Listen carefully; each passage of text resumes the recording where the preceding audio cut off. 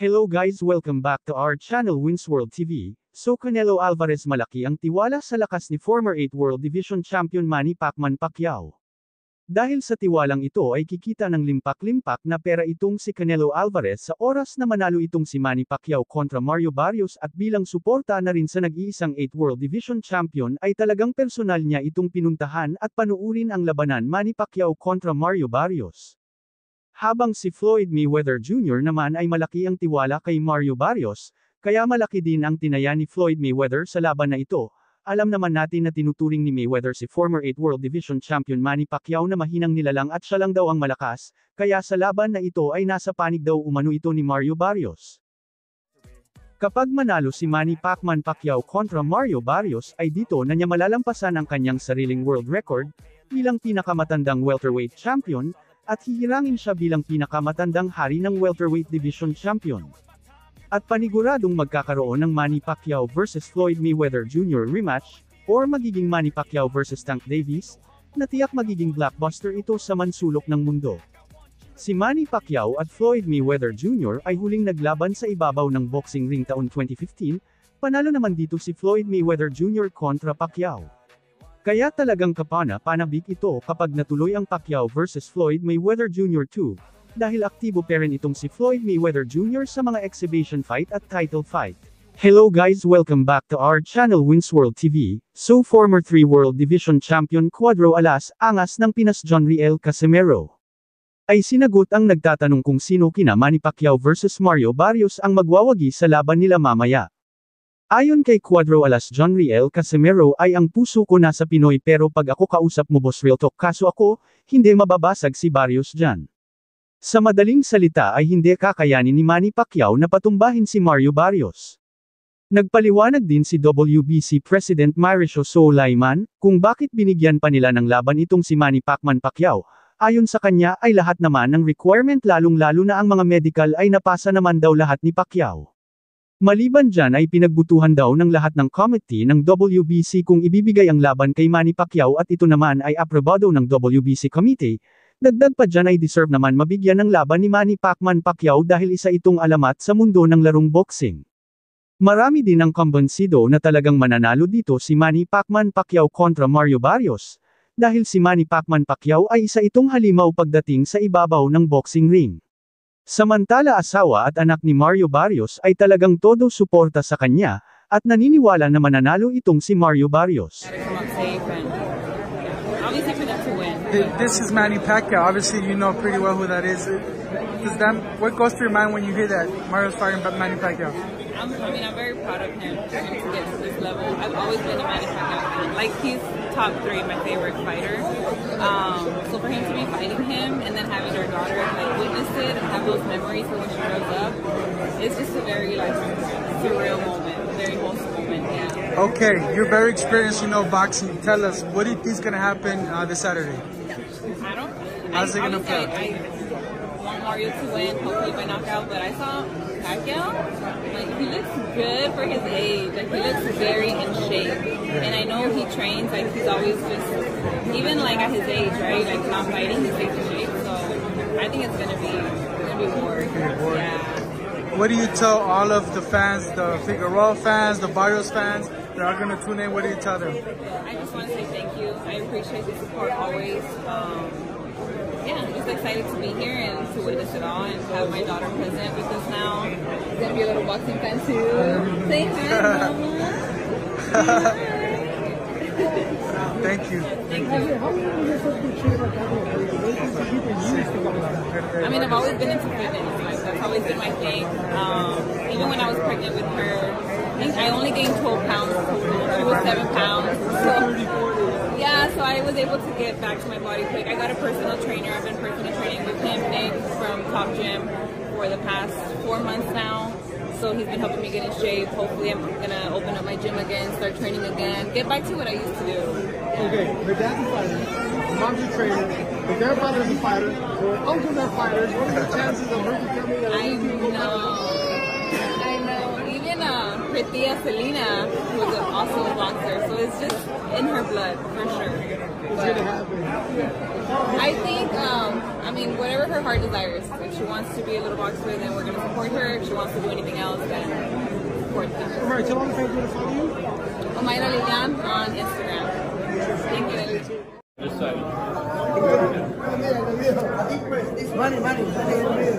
Hello guys, welcome back to our channel Winsworld TV. So ilang oras na lang at atin nang masasaksihan ang labanan Manny Pacquiao versus Mario Barrios. Sino kaya ang mananatiling nakatayo sa ibabaw ng boxing ring, si Manny Pacquiao ba or si Mario Barrios?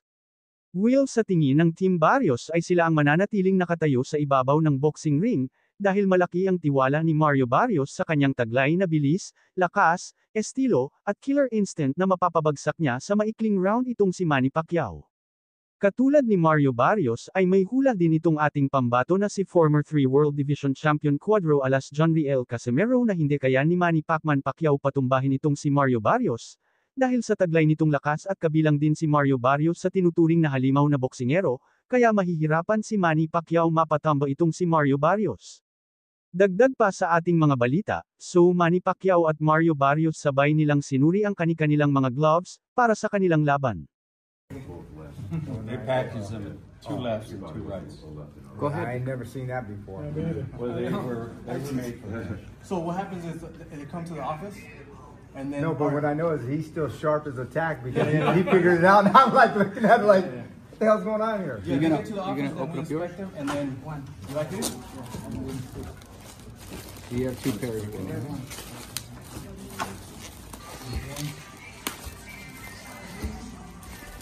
It's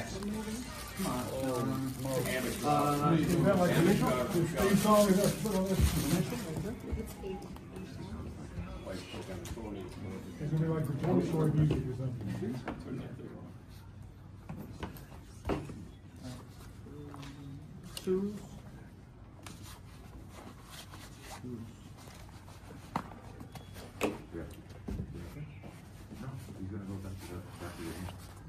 So what I'm gonna do, I'm gonna bag your number 1s up first.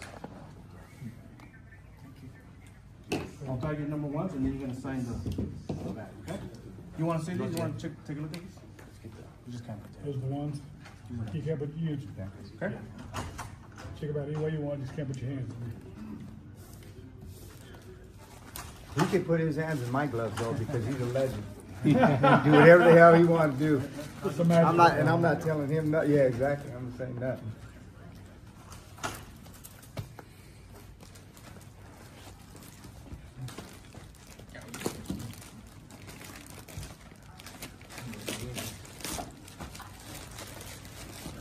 Okay. Sign this bag.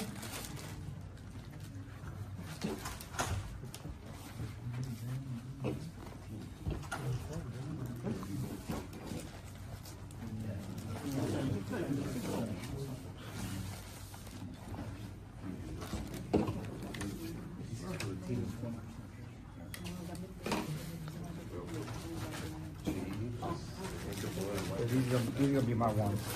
Ones? All right. These will be the 2s. You have the gray. Those are the ones. That's all right. Aldo, do you have the gray marker? Yep. It should be in the bag. All right, we're good, boss. You want to wait for his? You guys want to check out his ones? I know, but here. Put number 1 on there. Right, number 1. Let Manny see that one.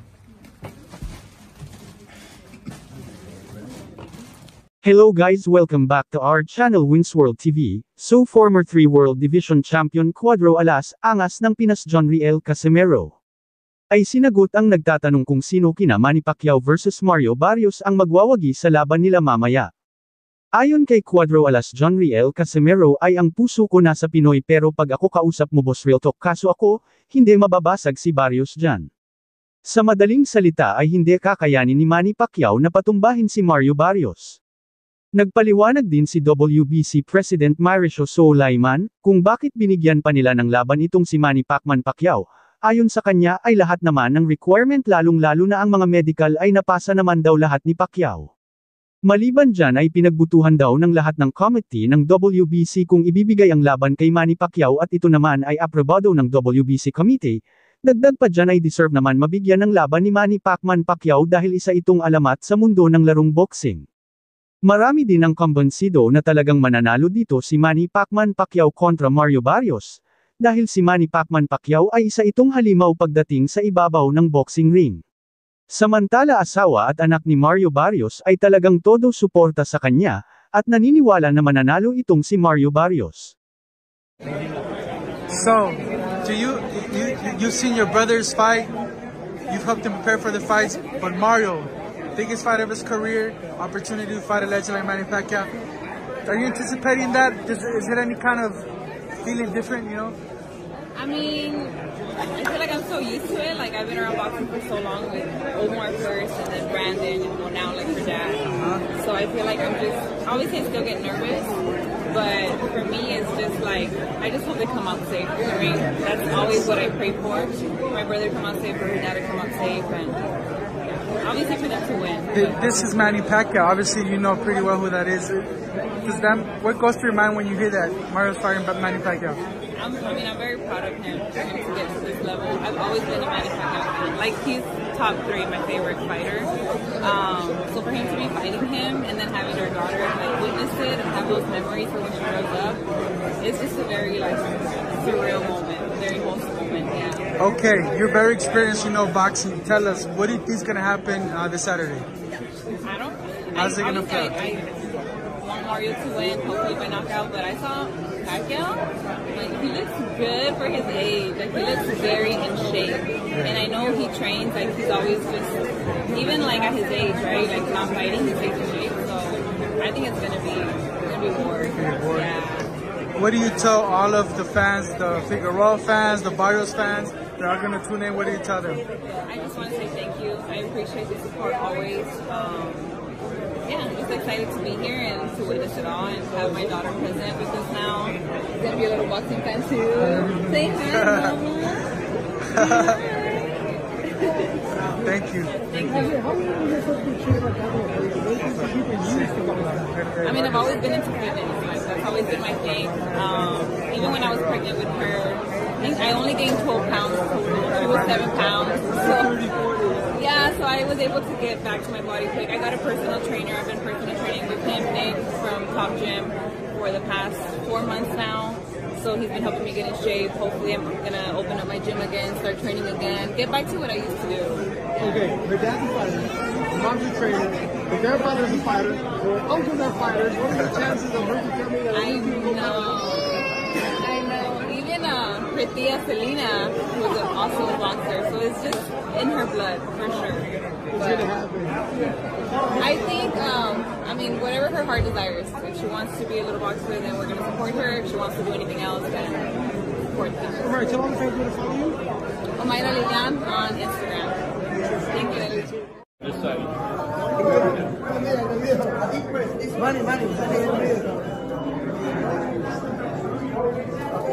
Hello guys, welcome back to our channel Winsworld TV. So kapag naging matagumpay itong si former 8 World Division Champion Manny Pacquiao kontra sa WBC Welterweight World Champion Mario Barrios sa susunod na buwan, ay isusunod niya na itong si current undefeated WBA Lightweight World Champion Gervonta Tank Davis, ayon sa MP Promotion President Sean Gibbons. Dahil dito marami ang nag-aalala at nagsasabi na huwag na niyang tangkain labanan si Tank Davis dahil panigurado gag-apang lang itong si Manny Pacquiao sa ibabaw ng boxing ring. Bukod dyan ay masyado na daw itong mabagal at mahina na ang kanyang mga suntok, kumpara kay Tank Davis. Ngunit ganun pa man ay nagsalita na rin itong si Tank Davis tungkol sa ating pambansang kamao Manny Pacquiao. Ayon kay Tank Davis ay isang napakadelikadong kalaban umano itong si Manny Pacquiao, kaya isa itong karangalan para sa kanya ang makalaban ito. Damako naman tayo sa iba pang mga balita. Manny Pacquiao at Eric Morales muling nagkita at nagkasama sa pagdalo para sa 2025 International Boxing Hall of Fame induction ceremonies. Kitang-kita dito na talagang mahal na mahal talaga ni Manny Pacquiao ang kanyang mga naging kalaban. Ito ang tinatawag mong alamat, dahil halos lahat ng kalaban na kaharap niya ay mga kaibigan na ngayon at nirerespeto siya ng kanyang kalaban. Mga boksingero, walang personal na kasalanan para kay Manny dahil nirerespeto niya rin ang lahat ng kapwa niya boksingero. Ni minsan ay hindi niya narinig na binasura niya ang sinumang kalaban na nakaharap niya. Ang galing na lalaki at buhay na alamat. Marami din ang humanga sa sinabi ni Manny Pacquiao ayon sa kanya, ikaw ang aking kalaban sa ring pero hindi ko kalaban.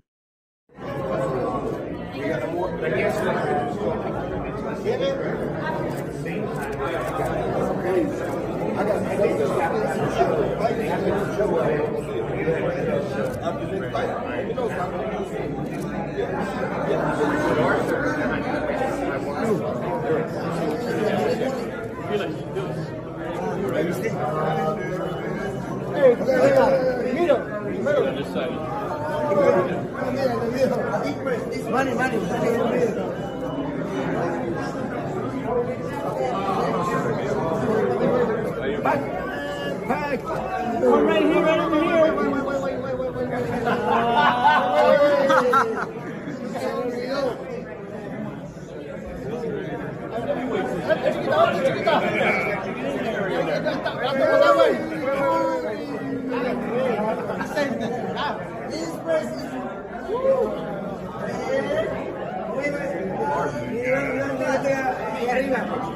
Heavyweight.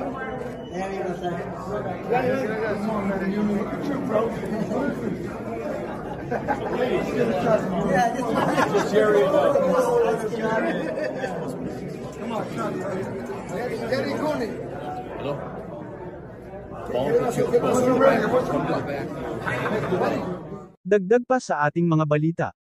So Manny Pacquiao sumalang na sa entrance sparring session kung saan ay nakasagupan niya ang tatlong malalaking partner na kung saan halintulad ito sa kanyang kalaban na si Mario Barrios, na isang bagitong boksingero at matangkad. Ganyan ang mga ka-sparring mate ni former 8 World Division Champion Manny Pacquiao, na kung saan ay replika ng kanyang kalaban na mas bata na si Mario Barrios at para na rin may idea si Manny Pacquiao sa mga galawan nitong si Mario Barrios. Isa sa pinakamagaling na boksingero itong si Manny Pacquiao sa lahat ng panahon at siya lang ang tanging boksingero na nanalo ng mga international na titulo sa magkakaibang timbang sa 8 division. Ang bawat ka-sparring nito ay tumagal sa maikling sesyon na humigit kumulang 3 minuto. Kaya kitang-kita sa litratong ito na talagang pagod na si former 8 World Division Champion Manny Pacquiao. Hindi rin naglabas ng video ang kampo ni Manny Pacquiao sa sparring na ito sa kadahilanan na ipinagbabawal ito, para na rin hindi masilip ng kampo ni Mario Barrios ang pinaggagawa ni Manny Pacquiao sa sparring at paghahanda kontra sa kanila. Dumako naman tayo sa iba pang mga balita. Jimuel Pacquiao began carving his own path in the sport. During that period, Jimuel was training in San Diego under famed coach Eddie Reynoso, the same man behind Canelo's rise to dominance.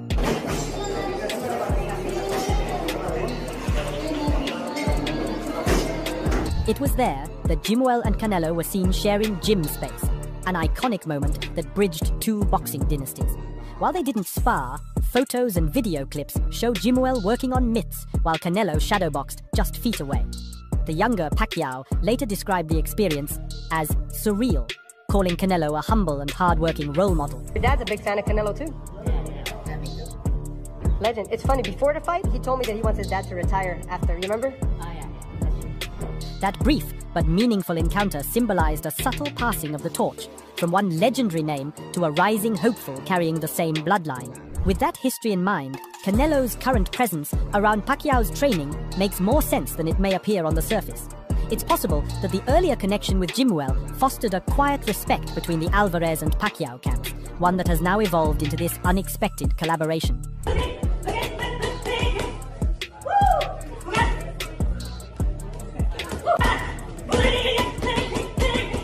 Fans are already dissecting every Instagram post and gym sighting, searching for evidence that the two legends are indeed training together. Some suggest this could be a strategic masterstroke aimed at unsettling both Barrios and Crawford ahead of their respective fights. Others believe it's simply two greats of the sport finding common ground through mutual respect and love for boxing, regardless of the motive. Pacquiao in the winner. Pacquiao in the winner. Dagdag pa sa ating mga balita.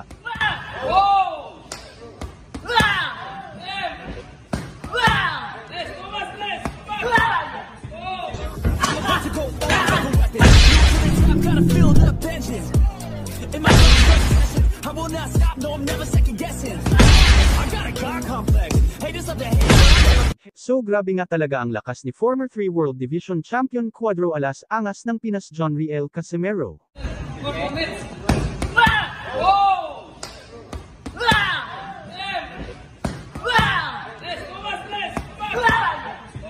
Maski ang MMA fighter na si Vin Diesel ay ramdam na ramdam niya ang lakas ng tinaguriang angas ng Pinas John Riel Casimero. Kahit malaki ang agwat ng kanilang laki, ay mahahalata mo dito na kayang-kaya patumbahin ni John Riel Casimero ang malahig antay niyang kasparring mate na si Vin Diesel. Bawat suntok ni Cuadro Alas John Riel Casimero ay rinig na rinig dito ang malakas na impact ng kanyang suntok. Nangangahulugan na isa talagang napakalakas sumuntok at isang malakas na nilalang itong si John Riel Casimero. Sobrang napahanga talaga dito ang MMA fighter na si Vin Diesel, kay John Riel Casimero, dahil ayon sa kanya ngayon lang daw siya nakatagpo ng isang boksingero na grabe sumuntok at pwede maging sumunod na Manny Pacquiao. Ramdam talaga ang lakas ng isang suntok ni John Riel Casimero sa pamamagitan ng tunog kapag tumama ito sa target. Ay tiyak lilipad ang ulo nito, dahil sa sobrang lakas nito. Thank you for watching. Salamat sa inyong panunood. This is Winsworld TV. Saying peace, love and good vibes lang tayo lagi, okay, alright.